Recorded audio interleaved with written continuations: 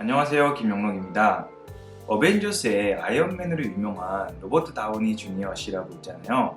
그 아이언맨을 연기하신 그분이 올해 초에 벤처 캐피털 펀드를 만들었어요. 풋프린트 코얼리션 벤처스라고. 근데 그분이 이번에 만들 때 쓴 스트럭처가 엔젤리스트의 롤링 펀드라는 스트럭처를 썼거든요. 근데 이게 굉장히 새로운 어프로치예요.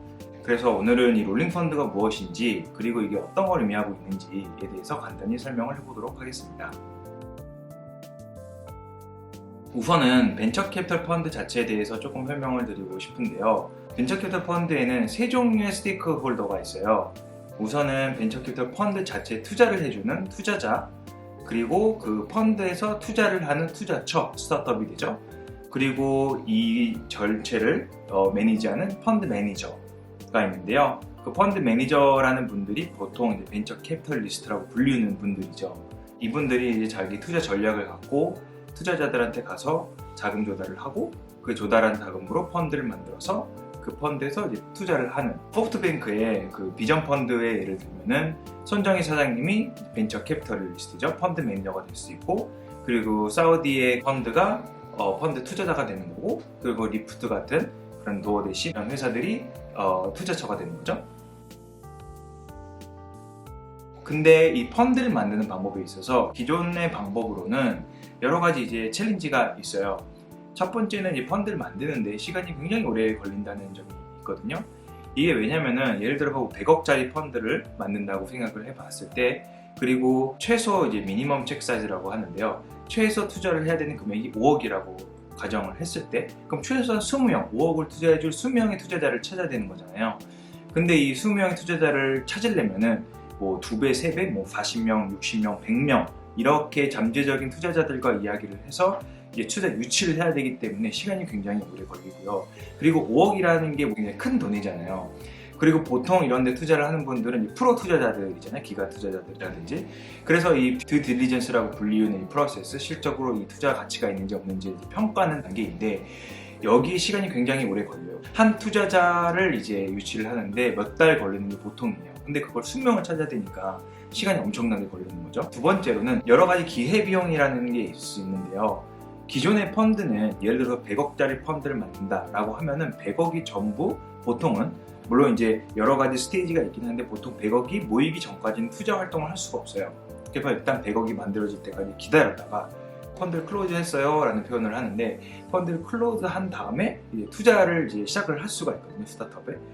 근데 아까 말씀드렸듯이 이게 1년, 2년 이렇게 걸리다 보니까 너무 좋은 딜이 갑자기 나타났어도 펀드가 클로즈가 되어 있지 않으면 투자를 못 하는 거예요. 예를 들어서 일론 머스크가 갑자기 새로운 스타트업을 만들어서 저한테 너 투자할래? 라고 이제 얘기를 했어요. 근데 저는 아직 펀드가 클로즈를 하려면 한 달이 남았어요. 그러면은 투자를 못 하는 거예요. 그럼 이런 기회비용이 생길 수가 있고, 반대로 투자자 입장에서도 예를 들어 어저께 제 펀드가 클로징을 했어요. 근데 오늘 오셔서 역시 투자하고 싶어요 이렇게 말씀을 해주셔도 어저께 펀드가 클로징을 했기 때문에 더 이상 저는 돈을 액셉트가 할 수가 없어요. 그런 기회비용이 생기는 거죠. 세 번째는 비용 문제가 있는데요. 아무래도 처음에 펀드를 만들려고 하면은 이제 변호사분 비용도 들고, 그리고 이제 어카운팅이죠, 회계 같은 그런 비용도 들고, 그리고 실질적으로 이제 투자를 이제 하기 시작하면서도 펀드 어드미니스트레이션을 도와주시는, 예를 들어서 투자를 할 때 실질적으로 투자처에 이제 계좌에 돈을 입금을 해야 되잖아요. 뭐 이런 그런 관리라든지, 그리고 투자를 하는 그 주식, 투자처의 주식을 관리한다든지, 뭐 이런 여러 가지 그 백오피스 업무가 있는데 이런 것들 다 이제 돈이 드니까요. 제 개인적인 경험으로 봤을 때 아무리 펀드가 작아도 한 뭐 4, 5만 불, 6만 불 이렇게 돈이 들거든요, 초년도에는. 그러면은 이제 5, 6천만 원이 이제 깨지는 건데, 이게 뭐 1000억짜리 펀드예요, 뭐 100억짜리 펀드예요 라고 하면은 괜찮을 수도 있는데, 뭐 1억짜리 만들 거예요, 10억짜리 만들 거예요 이번에 처음 펀드는 라고 하면은 그게 굉장히 부담이 될 수가 있는 거죠. 롤링 펀드를 이제 한마디로 말씀을 드리면은, 제가 방금 말씀드린 여러 가지 그 챌린지가 있잖아요. 과제들을 전부 다 이제 해결해 줄 수 있는 펀드 매니저들을 위한 원스톱샵 플랫폼이라고 생각을 하시면 쉬울 것 같아요. 롤링 펀드에는 이제 몇 가지 특징이 있는데, 일단 이름이 롤링 펀드잖아요. 두 가지를 가지 롤링이라고, 회전이라고 생각을 하시면 되는데, 첫 번째는 자금 조달, 그리고 실질적으로 스타트업에 투자를 하는 프로세스도 롤링이에요. 이게 무슨 말이냐면은 아까 이제 기존의 펀드 같은 경우는 뭐 1년, 2년 걸려서 50억이면 50억, 10억이면 10억 이렇게 투자를 하고 그 투자 유치를 하고 그게 투자 유치가 되면 펀드 투자를 이제 스타트업 투자를 했잖아요. 근데 롤링 펀드 같은 경우는 투자 이제 그 자금 조달을 하면서 스타트업에 투자를 할 수 있는 거예요. 이게 4분기마다 이렇게 할 수 있는데 이번 분기에 예를 들어서 1억을 이제 투자를 했어요. 어떤 투자분한테. 그러면 다음 분기에 1억을 갖고 바로 투자를 할 수 있는 거예요. 그리고 그 다음 분기에 또 다른 분한테 뭐 또 2억을 투자를 받았어요. 그럼 또 그 다음 분기에 또 2억을 또 투자를 할 수 있는 거예요. 이게 굉장히 획기적인 게 뭐냐면은 아까처럼 그렇게 기다릴 필요가 없으니까 시간도 안 걸리고 그리고 아까 말씀드린 기회비용 두 가지 기회비용이죠. 투자자 입장에서의 기회비용 그리고 펀드 매니저 입장에서 기회비용을 이제 최소화할 수 있는 거죠. 롤링 펀드에 대해서는 정말 다양한 자료가 있어요. 많은 분들이 이제 이야기를 하고 있고 저도 브런치에 오늘 말씀드린 내용을 이제 적어놨는데요. 거기에 이제 좀 더 롤링 펀드에 대해서 자세히 알고 싶은 분들을 위해서 몇 개 링크를 이제 붙여놨으니까 관심 있으신 분들은 확인을 해보시면 좋을 것 같습니다. 롤링 펀드라는 컨셉 자체가 새로운 건 아니에요. 헤지 펀드라든지 뮤추얼 펀드에서는 흔히 있는 그런 컨셉이기도 한데요. 벤처 캐피털 업계에서는 굉장히 이제 새로운 어프로치고요. 그래서 앞으로 이 스트럭처를 이용해서 많은 이제 벤처 캐피털 펀드를 만들고 싶어 하시는 분들에게 기회를 제공해 주지 않을까. 그래서 로버트 다우니 주니어 씨 같은 경우도 그렇게 벤처 캐피털 펀드를 롤링 펀드를 통해서 이제 만드신 거고, 그리고 신디 비 그리고 사힐 라빈기아 이런 이제 엔젤 투자자로서 이제 실적이 있고 유명하신 분들도 이번에 롤링 펀드를 통해서 체계적으로 벤처 캐피털 펀드를 이제 하고 계십니다. 그리고 이런 분들뿐만이 아니고 폼프라는 블록체인 펀드로 유명한 원래 다른 펀드에 이제 계셨는데 이번에 독립을 해서 자기만의 롤링 펀드를 만들어서 투자 활동을 하는 분들도 있고요. 엔젤리스트에 따르면 작년에 엔젤리스트가 이제 롤링 펀드를 소개를 했을 때 70개 정도 롤링 펀드가 있다고 했는데요. 지금 그 숫자는 훨씬 많아졌을 거라고 저는 생각을 하고 있습니다. 그런데 이게 또 펀드 매니저들 입장에서 또 막 좋은 것만은 또 아니에요. 왜냐면은 지금 이미 스타트업 투자 자체가 굉장히 이제 경쟁이 치열하잖아요. 무슨 말이냐면은 좋은 이제 딜이 있으면은 여러 투자자들이 딱 달라붙어서 서로 투자를 하겠다고 그렇게 경쟁을 하는 상황인데 펀드 수가 더 많아지면은 그 경쟁이 더 치열해질 거니까요. 그래서 이제 자기만의 엣지가 없는 펀드 매니저는 쉽게 이제 도태되지 않을까라고 생각을 하는데요. 여기서 이제 재밌는 케이스 스터디는 제이크 폴이라는 분이 있어요.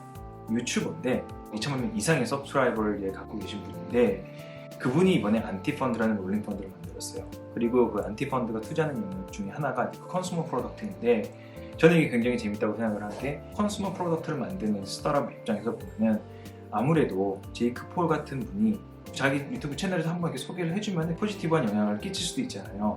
그래서 제이크 폴이라는 분은 자기만의 엣지가 있기 때문에 스타트업 투자에 있어서 경쟁력을 갖지 않을까 저는 이렇게 생각을 하고 있습니다.